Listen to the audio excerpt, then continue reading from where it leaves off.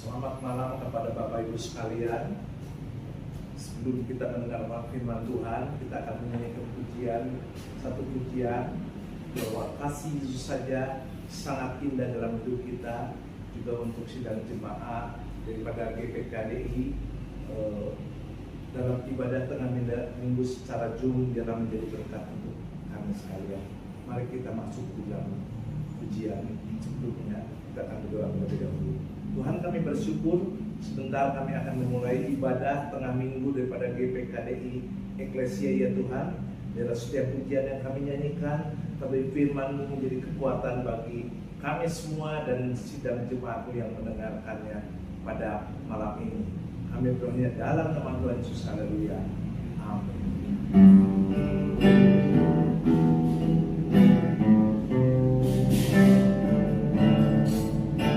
Kasih Yesus indah dalam hidupku,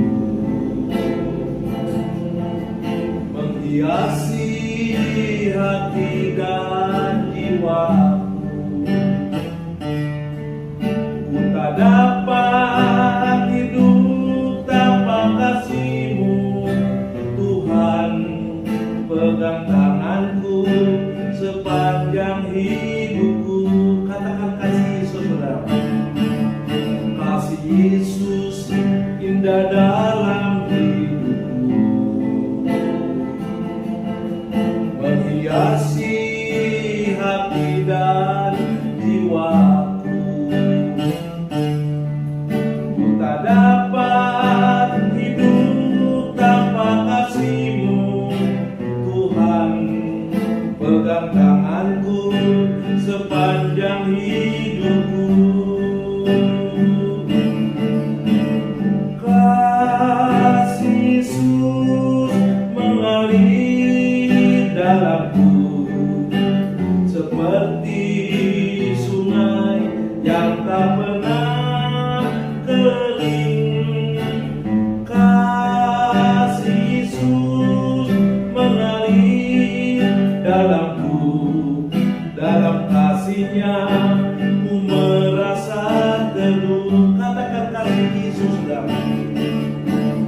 Kasih Yesus mengalir dalamku seperti sungai yang tak pernah kering. Kasih Yesus membebat hatiku, dalam kasih-Nya ku merasa teduh. Dalam kasih-Nya ku merasa teduh. Dalam kasih-Nya ku merasa teduh.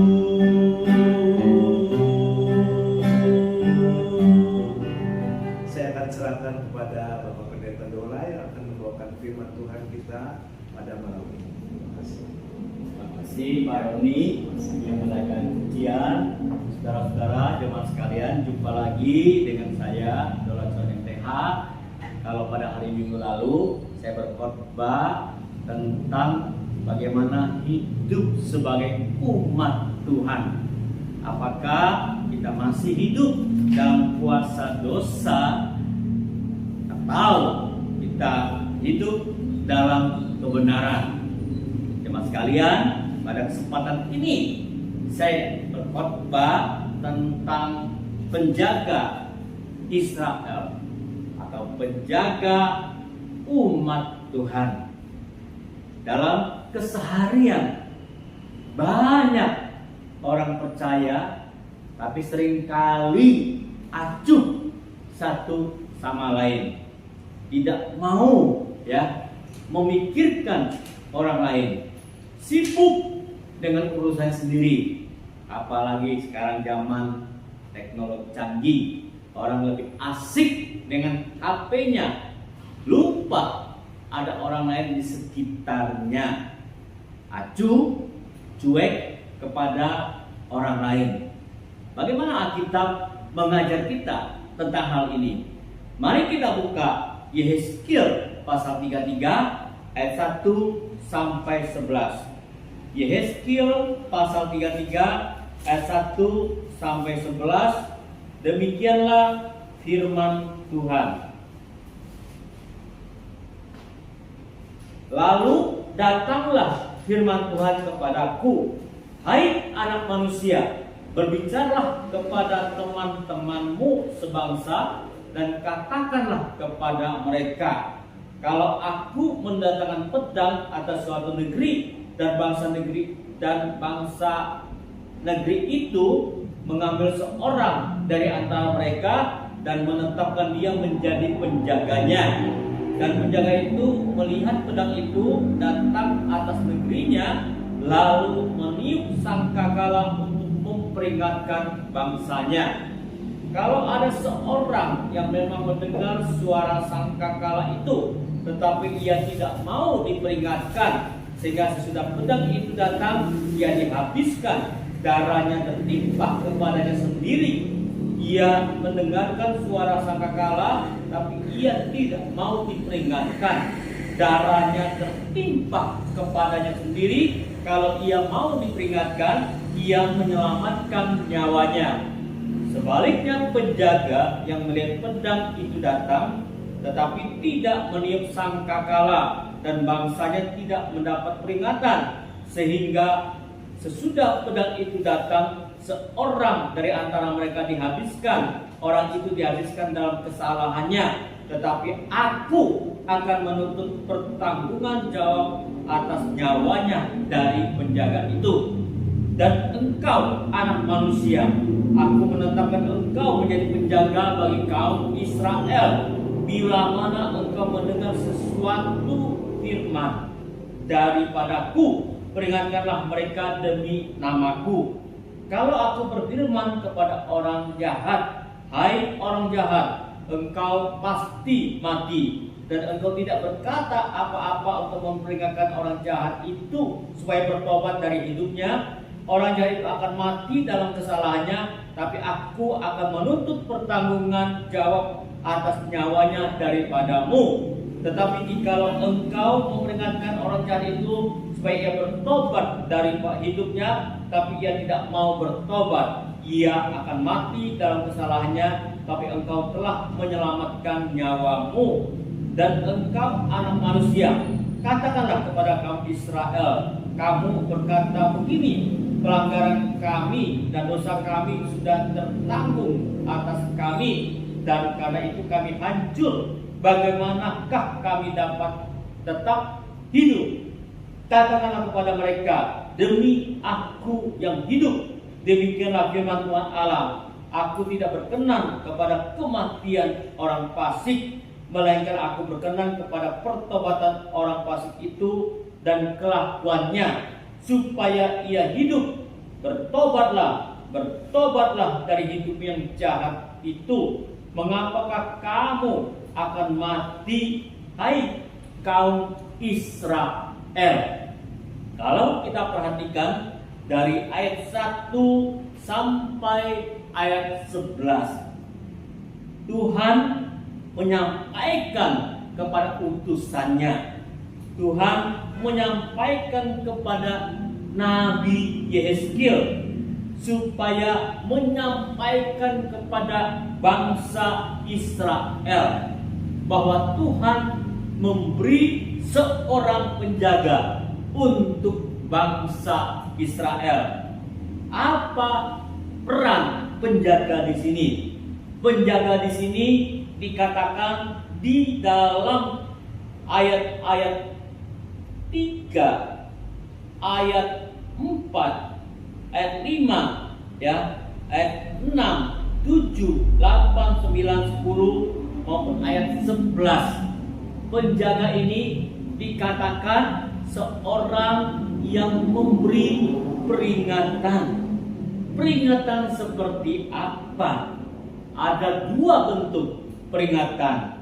Kalau kita perhatikan ayat-ayat tadi yang sudah dibaca, ayat 3 tadi dikatakan kalau datang pedang kepada Israel. Pedang bicara tentang sesuatu ya yang bisa menyebabkan terjadinya pertumpahan darah. Pedang bicara tentang alat yang dipakai untuk membunuh. Orang yang terkena pedang bisa mengalami sakit, menderita, atau kematian. Nah, apa yang diajarkan kepada kita dalam bagian pertama ya, yaitu pedang bicara tentang bencana yang datang kepada bangsa Israel. Tuhan memperingatkan bencana bisa datang kepada bangsa Israel. Bangsa Israel adalah umat Tuhan, pilihan Tuhan. Berarti ini menyatakan kepada kita ya, bahwa bencana bisa datang kepada umat Tuhan. Lalu kalau itu bisa datang kepada umat Tuhan ya, Tuhan sudah berikan penjaga. Penjaga itu seorang yang memberi peringatan. Dalam hal ini memberi peringatan tentang bencana yang akan terjadi pada umat Tuhan. Dalam 1 Petrus 2 ayat 9. Mari kita buka Alkitab kita, 1 Petrus 2 ayat 9. 1 Petrus 2 ayat 9.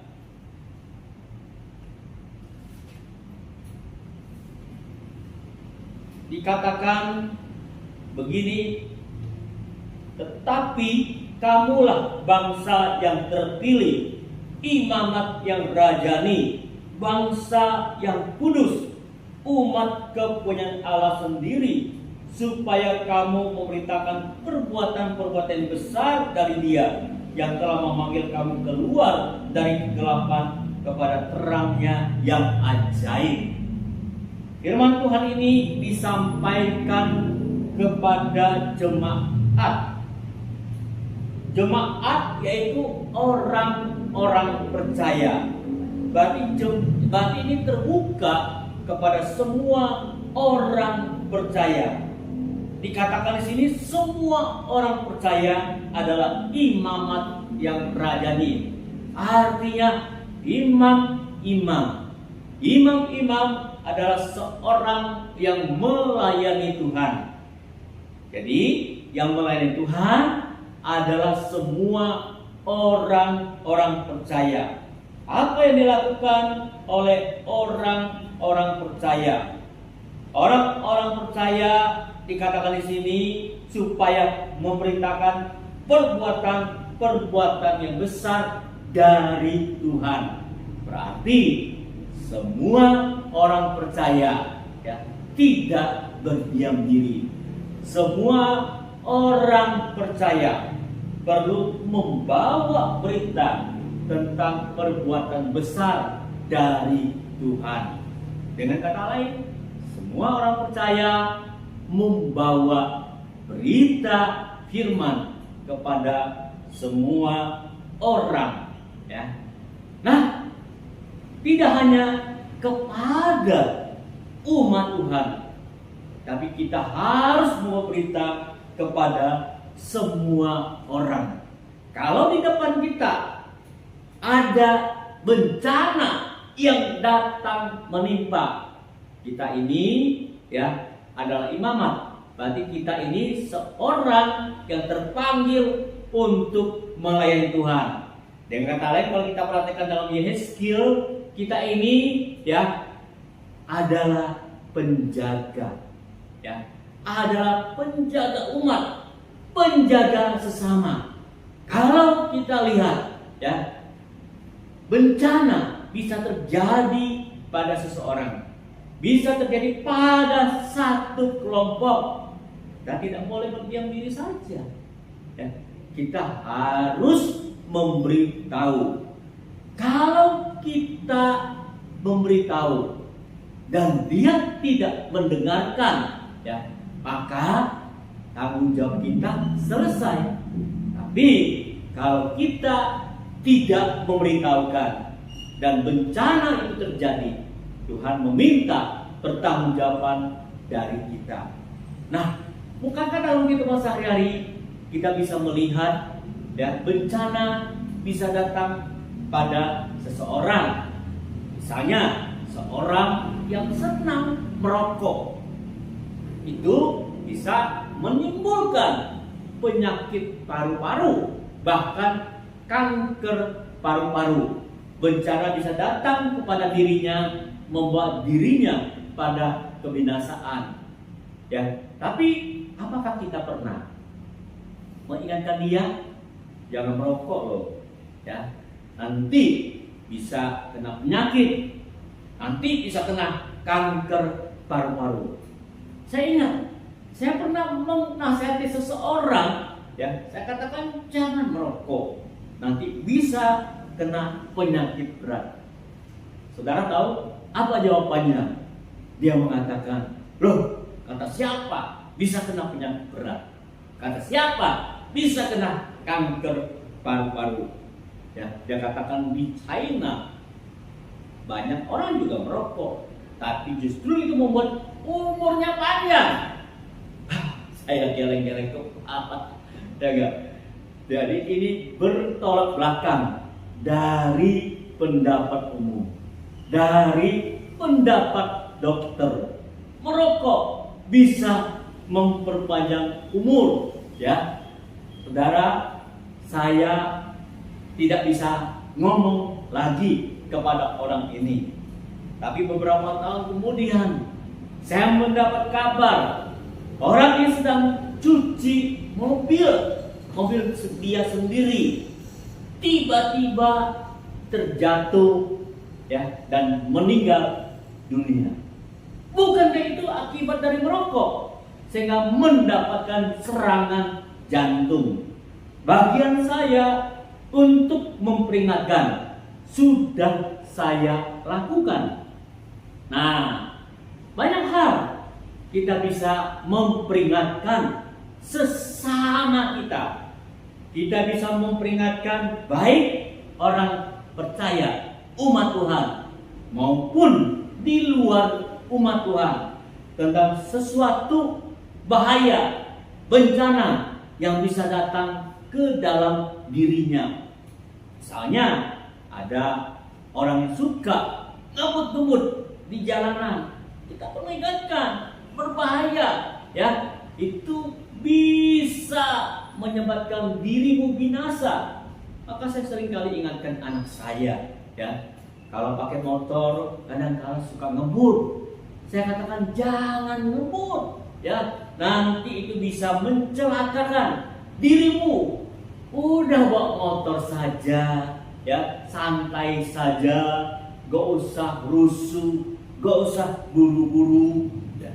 Karena itu atur waktu, jangan mepet berangkatnya, berangkat kerja atau berangkat pelayanan atau berangkat beribadah, jangan rusuh, jangan buru-buru.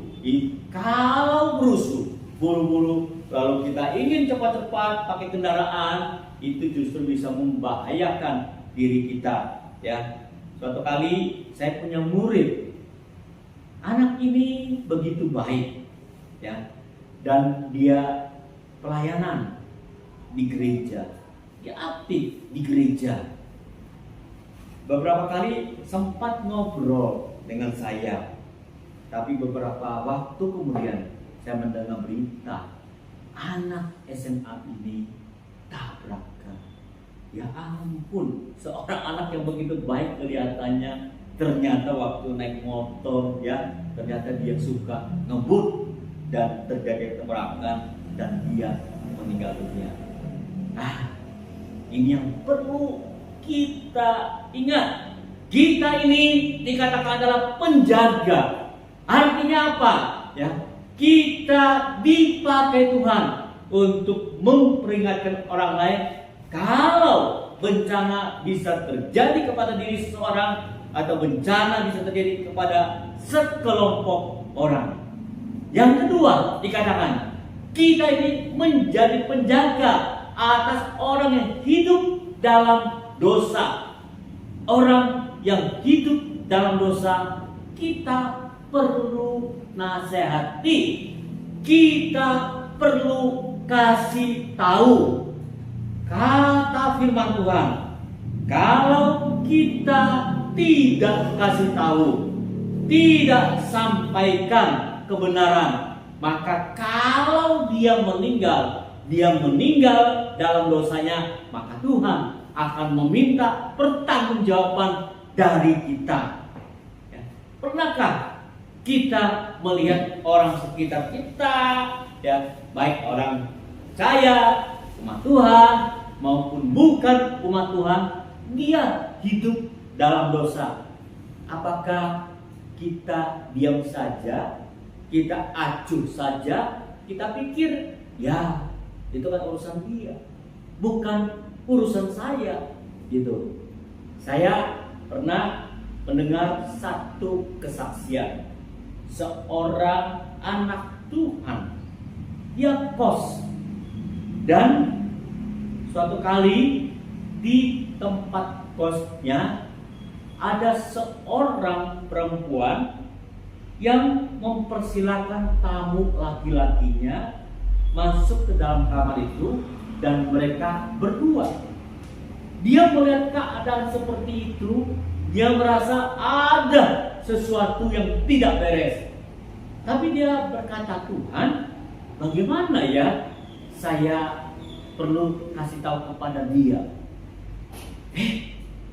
Ya, coba tahu nggak? Teman perempuan ini ternyata satu gereja dengan dia. Ternyata pelayan gereja, ternyata adalah guru sekolah minggu. Ya, dia katakan ampun deh, ya, seorang yang aktif sebagai guru sekolah minggu bisa ya di kamar berdoa dengan seorang laki-laki padahal belum menikah. Nah, orang ini cerita, dia berdoa minta petunjuk Tuhan. Suatu kali ya, si wanita ini datang kepada dia minta sesuatu. Kebetulan ya, dia perlu sesuatu, tapi ya kepepet pengen, dia minta. Dan disitulah kesempatan orang ini menyaksikan kepada perempuan ini, mengatakan kepada perempuan ini, ya, apa yang kamu lakukan itu dosa, ya, itu tidak berkenan di hadapan Tuhan.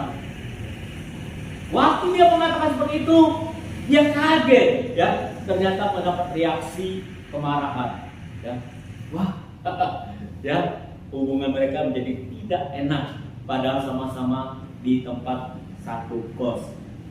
Tapi sebagai seorang penjaga, dia sudah melakukan bagiannya, mengingatkan orang yang hidup dalam dosa, hidup dalam kejahatan, ya, supaya orang ini sadar, orang ini bertobat. Jemaat sekalian, kita ini ya, umat Tuhan. Kita ini juga adalah penjaga sesama umat Tuhan dan penjaga sesama manusia, karena kita adalah imamat yang rajani. Apakah selama ini kita nggak peduli dengan orang sekitar kita, dengan orang yang ada di rumah kita, dengan orang yang ada di masyarakat kita, dengan orang yang ada di tempat pekerjaan kita, dengan orang yang ada di tempat usaha kita? Dan kita nggak mau peduli, ya, kita pikir ya urus masing-masing, urus sendiri saja. Nah, kita diingatkan, kita adalah penjaga bagi umat Tuhan, penjaga bagi sesama. Kita perlu saling menjaga supaya jangan mengalami bencana dan jangan binasa dalam dosanya. Mari kita datang kepada Tuhan, kita tundukkan diri kita di hadapan Tuhan. Mari kita periksa kehidupan kita.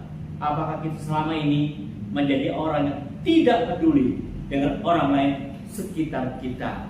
Kita tidak peduli dengan keluarga kita. Kita tidak peduli dengan teman kita. Kita tidak peduli dengan orang-orang tetangga, masyarakat sekitar kita. Mari kita membuka diri di hadapan Tuhan.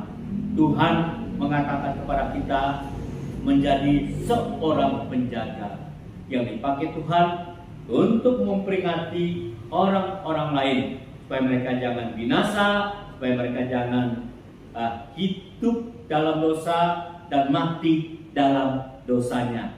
Kalau engkau orang yang seperti itu, mari datang kepada Tuhan, akui dosamu di hadapan Tuhan, dan minta kepada Tuhan dimampukan menjadi penjaga bagi sesama. Mari saya kasih kesempatan setiap orang untuk mengambil waktu berdoa secara pribadi. Katakan kepada Tuhan, doakan kepada Tuhan.